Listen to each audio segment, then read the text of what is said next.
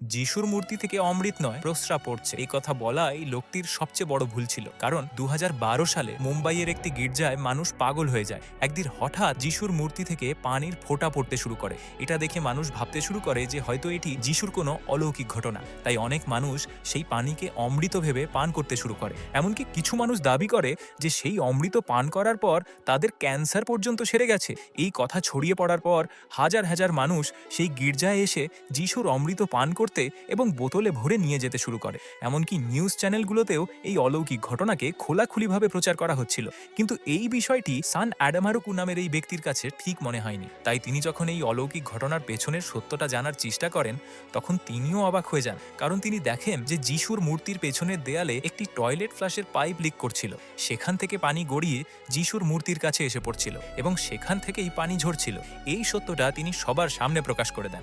তিনি ভেবেছিলেন মানুষ তাকে ধন্যবাদ দেবে, কিন্তু তিনি ভুল ভেবেছিলেন।